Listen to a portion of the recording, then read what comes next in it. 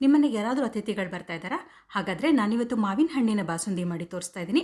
ಅದನ್ನು ಮಾಡಿಕೊಡಿ. ಅವರು ನಿಮ್ಮ ಅಡುಗೆ ಅಭಿಮಾನಿಯಾಗೋದಂತೂ ಖಂಡಿತ. ಆಮೇಲೆ ನಿಮಗೆ ಹೊಗಳಿಕೆ ಸಿಗತ್ತಲ್ಲ, ಅದನ್ನು ನನಗೆ ಹೇಳೋದನ್ನು ಮರಿಬೇಡಿ. ಮೊದಲಿಗೆ ನಾನಿಲ್ಲಿ ಒಂದು 2 ಲೀಟ್ರ್ ಹಾಲು ತೊಗೊಂಡಿದ್ದೀನಿ. ನಮಗೆ ಅಂತ ಮಾಡಿಕೊಂಡ್ರೆ ನಾನು 1 ಲೀಟ್ರಲ್ಲಿ ಮಾಡ್ತೀನಿ. ನಮ್ಮನೆಗೆ ಅತಿಥಿಗಳು ಬರ್ತಾ ಇರೋದ್ರಿಂದ 2 ಲೀಟ್ರ್ ಹಾಲಿನಲ್ಲಿ ಬಾಸುಂದಿ ಮಾಡ್ತಾಯಿದ್ದೀನಿ. ನಾನು ನಂದಿನಿದು ಹಸಿರು ಪ್ಯಾಕೆಟ್ ಹಾಲಿಂದ ಮಾಡ್ತಾಯಿದ್ದೀನಿ. ಒಂದು ಮಾತು ಹೇಳ್ತೀನಿ, ಯಾವ ಹಾಲಿಂದ ಮಾಡಿದ್ರೂ ಬಾಸುಂದಿ ಮಾತ್ರ ತುಂಬಾ ರುಚಿಯಾಗತ್ತೆ. 2 ಲೀಟ್ರ್ ಹಾಲನ್ನು ನಾನು ಒಂದು ದೊಡ್ಡ ಪಾತ್ರೆಗೆ ಹಾಕ್ತಾಯಿದ್ದೀನಿ. ಮತ್ತು ನಾನಿಲ್ಲಿ ಒಂದು 150 ಗ್ರಾಮ್ನಷ್ಟು ಗೋಡಂಬಿನ ಹಾಲಿನಲ್ಲಿ ನೆನೆಸಿ ಇಟ್ಕೊಂಡಿದ್ದೀನಿ. ಗೋಡಂಬಿನ ಹಾಲಿನಲ್ಲೇ ನೆನೆಸ್ಬೇಕಂತೇನಿಲ್ಲ, ನೀರಲ್ಲೂ ನೆನೆಸಬಹುದು. ಮತ್ತೊಂದು 150 ಗ್ರಾಮ್ನಷ್ಟು ಬಾದಾಮಿನೂ ನೆನೆಸಿಟ್ಕೊಂಡಿದ್ದೀನಿ. ನೀವಿಲ್ಲಿ ಬೇಕಾದರೆ ಗೋಡಂಬಿ ಪ್ರಮಾಣ ಒಂಚೂರು ಕಡಿಮೆ ಮಾಡಿ ಬಾದಾಮಿ ಪ್ರಮಾಣ ಒಂದು ಸ್ವಲ್ಪ ಜಾಸ್ತಿ ಮಾಡ್ಕೊಳ್ಬಹುದು. ಎರಡನ್ನೂ ಅರ್ಧ ಗಂಟೆಯಿಂದ 3/4 ಗಂಟೆ ಕಾಲ ನೆನೆಸಿದ್ರೆ ಸಾಕಾಗತ್ತೆ. ಇಲ್ಲಿ ಹಾಲು ಕುದಿಯೋಕೆ ಇಟ್ಟಿದ್ನಲ್ಲ, ಹಾಲು ಉಕ್ಕಿ ಬಂದಿದೆ. ಬಾಸುಂದಿ ಮಾಡಬೇಕಾದ್ರೆ ಯಾವಾಗಲೂ ಸ್ವಲ್ಪ ದೊಡ್ಡ ಪಾತ್ರೆಯಲ್ಲಿ ಮಾಡಬೇಕು. ಪಾತ್ರೆ ಸಣ್ಣದಾಗಿದ್ದರೆ ಹಾಲು ಉಕ್ಕಿ ಬಂದಾಗ ಚೆಲ್ಲಿ ಹೋಗುತ್ತೆ. ಇವಾಗ ಹಾಲು ಚೆನ್ನಾಗಿ ಕುದ್ದು ಒಂದು ಸ್ವಲ್ಪ ಇಂಗಬೇಕು. ಅಷ್ಟರಲ್ಲಿ ನಾನು ಬಾದಾಮಿ ಸಿಪ್ಪೆ ಎಲ್ಲ ತೆಗೆದಿಟ್ಕೊಳ್ತೀನಿ.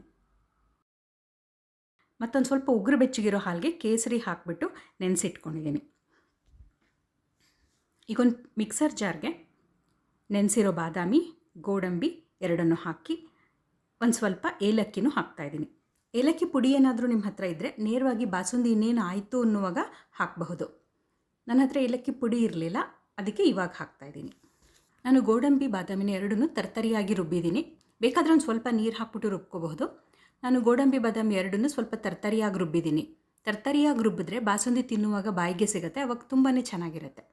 ರುಬ್ಬಿದ ಬಾದಾಮಿ ಗೋಡಂಬಿನ ಹಾಲಿಗೆ ಹಾಕ್ತಾಯಿದ್ದೀನಿ. ಈಗ ಒಂದು 5ರಿಂದ 10 ನಿಮಿಷ ಚೆನ್ನಾಗಿ ಕುದಿಸ್ಕೊಳ್ಬೇಕು. ಮಧ್ಯ ಮಧ್ಯ ಕೈ ಆಡಿಸ್ತಾ ಇರಬೇಕು. ಉರಿ ಸಣ್ಣದಾಗೇ ಇರಲಿ. ಗ್ಯಾಸ್ನ ಉರಿ ಏನಾದರೂ ಜೋರಾದರೆ ಉಕ್ಕಿ ಚೆಲ್ಲುತ್ತೆ. ಈಗ ಇದಕ್ಕೆ ನಾನು ಸಕ್ಕರೆ ಹಾಕ್ತಾಯಿದ್ದೀನಿ. ಸಕ್ಕರೆ ಪ್ರಮಾಣ ನಾನು ಇಷ್ಟು ಅಂತ ಹೇಳಲ್ಲ, ಯಾಕೆ ಅಂದರೆ ನಿಮ್ಮ ಸಿಹಿಗೆ ಅನುಗುಣವಾಗಿ ನೋಡಿಕೊಂಡು ಎಷ್ಟು ಬೇಕೋ ಅಷ್ಟು ಸಕ್ಕರೆ ಹಾಕಬಹುದು. ನಾವು ಆಮೇಲೆ ಮಾವಿನ ಹಣ್ಣಿನ ರಸನೂ ಹಾಕೋದ್ರಿಂದ ಸಿಹಿ ಸ್ವಲ್ಪ ಮುಂದೆ ಇದ್ದರೆ ಚೆನ್ನಾಗಿರುತ್ತೆ. ಮಾವಿನ ಹಣ್ಣು ಹಾಕಿದಾಗ ಸ್ವಲ್ಪ ಸಿಹಿ ಕಡಿಮೆ ಆಗುತ್ತೆ, ಅವಾಗ ಸರಿ ಹೋಗುತ್ತೆ. ನೆನೆಸಿಟ್ಟು ಕೇಸರಿ ಹಾಕ್ತಾಯಿದ್ದೀನಿ. ಸಕ್ಕರೆ ಕರಗಿ ಒಂದು ಸ್ವಲ್ಪ ಗಟ್ಟಿಯಾಗಬೇಕು, ಅಲ್ಲಿವರೆಗೂ ಕುದಿಸ್ಕೊಳ್ಬೇಕು. ಇದು ಬಿಸಿ ಆರಿದ್ಮೇಲೆ ಇನ್ನೂ ಒಂದು ಸ್ವಲ್ಪ ಗಟ್ಟಿಯಾಗುತ್ತೆ. ನೋಡಿ, ಈಗಿದು ಬಿಸಿ ಆರಿದೆ. ಬಿಸಿ ಆರಿದ ಮೇಲೆ ತೋರಿಸ್ತಾ ಇದ್ದೀನಿ. ಈ ಹದದಲ್ಲಿದ್ದರೆ ಬಾಸುಂದಿ ತುಂಬ ಚೆನ್ನಾಗಿರುತ್ತೆ. ಕಡೆ ಪಕ್ಷ ಅಂದರೂ ಇದನ್ನು ಒಂದು 3ರಿಂದ 4 ಗಂಟೆಗಳ ಕಾಲ ರೆಫ್ರಿಜರೇಟ್ ಮಾಡಬೇಕು, ಅವಾಗ ಚೆನ್ನಾಗಿರುತ್ತೆ ರುಚಿ. ಬಾಸುಂದಿ ಯಾವಾಗಲೂ ಮಾಡಿದ ದಿನ ತಿನ್ನೋದಕ್ಕಿಂತ ಮಾರನೇ ದಿನ ತಿಂದರೆ ತುಂಬಾ ರುಚಿ ಇರುತ್ತೆ. ನೋಡಿ, ಇದು ಚಿಲ್ಡ್ ಬಾಸುಂದಿ. ನಾನು ಒಂದು ಅರ್ಧ ಬಾಸುಂದಿನ ಹಾಗೆ ಇಟ್ಕೊಳ್ತೀನಿ. ಇನ್ನರ್ಧ ಬಾಸುಂದಿಗೆ 2 ಮಾವಿನ ಹಣ್ಣಿನ ರಸನ ರುಬ್ಬಿ ಹಾಕ್ತಾಯಿದ್ದೀನಿ. ಆದಷ್ಟು ಸಿಹಿಯಾದ ಹಣ್ಣನ್ನು ತೊಗೊಳ್ಳಿ, ಚೆನ್ನಾಗಿರುತ್ತೆ. ಈಗ ಇದನ್ನು ಚೆನ್ನಾಗಿ ಮಿಕ್ಸ್ ಮಾಡ್ಕೊಳ್ಬೇಕು. ಅಲ್ಲೊಂದಿಲ್ಲೊಂದು ಮಾವಿನ ಹಣ್ಣಿನ ಹೋಳು ಬಾಯಿಗೆ ಸಿಕ್ಕರೆ ಚೆನ್ನಾಗಿರುತ್ತೆ. ನೋಡಿ, ಇವಾಗ ಚೆನ್ನಾಗಿ ಮಿಕ್ಸ್ ಮಾಡಿದ್ದೀನಿ. ಮಾವಿನ ಹಣ್ಣಿನ ಬಾಸುಂದಿ ಸಿದ್ಧವಾಗಿದೆ. ನನಗಂತೂ ಪೂರ್ತಿ ಹೊಗಳಿಕೆ ಸಿಕ್ತು. ಅತಿಥಿಗಳು ಇಷ್ಟಪಟ್ಟು ತಿಂದರು. ಮಾಡಿದ್ದಕ್ಕೂ ಸಾರ್ಥಕ ಅನ್ನಿಸ್ತು. ನೀವು ಒಂದು ಸಲ ಈ ಬಾಸುಂದಿ ಮಾಡಿ ನೋಡಿ. ನಿಮ್ಗೆ ಇಷ್ಟ ಆಯಿತಾ? ಬಾಸುಂದಿ ಹೇಗೆ ಬಂತು? ನಿಮ್ಗೆ ಇಷ್ಟ ಆಯಿತಾ ಅನ್ನೋದನ್ನು ನನಗೆ ಕಮೆಂಟ್ ಮಾಡಿ ಹೇಳಿ. ಇನ್ನೊಂದು ಅಡುಗೆ ಜೊತೆ ಇನ್ನೊಂದು ವಿಡಿಯೋನಲ್ಲಿ ಮತ್ತೆ ಸಿಗ್ತೀನಿ.